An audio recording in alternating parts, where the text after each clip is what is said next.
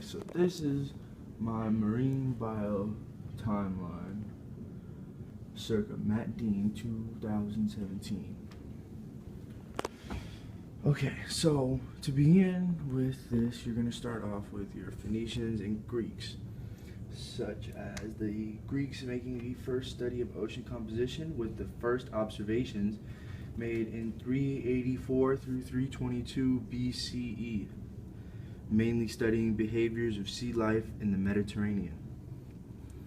In 300 AD through 1275 AD, you have the Polynesians trying to populate the Polynesian Triangle, bordered by New Zealand, Hawaii, and the Easter Islands. And then you have your Scandinavians and or Vikings, who explored the oceans and kept track of weather patterns as early as 995 AD, over 400 years before Christopher Columbus even set out. And then we have Christopher Columbus, 400 years after. Christopher Columbus sets sails for India and finds the New World instead in 1492, shortly after sailing across the Atlantic Ocean from Italy, along with Ferdinand Magellan trying to sail the world in 1519. Captain James Cook. This one's actually kind of interesting. Captain James Cook took naturalists across the world and even interacted with native Hawaiians shortly before being eaten, as he was considered a god. But he did, however, use a chronometer, which is an accurate timepiece, to document scientific observations, latitude, longitude, and create reliable charts. Not him, as he got eaten, but his crew brought back specimens of plants and animals for specific observations.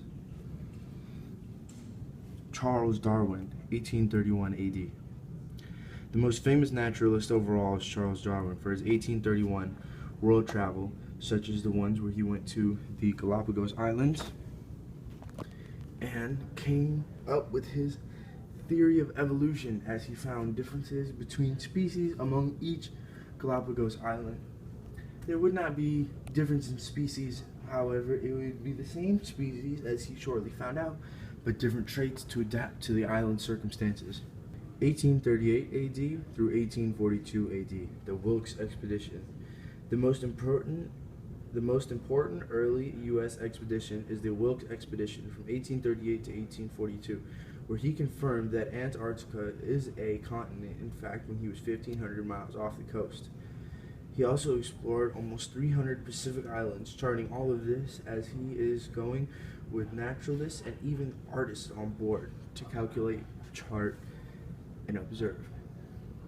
And then Edward Forbes, who is the mid-1800s, Forbes began to dredge the bottom of the sea floor and found that many previously unknown species beginning deep sea exploration race, which would bring us to the next one and final.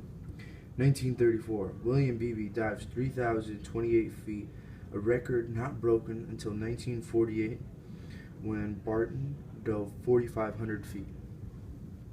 In 1964, the U.S. Navy launches Sealab program, a series or project for living organisms on the sea floor.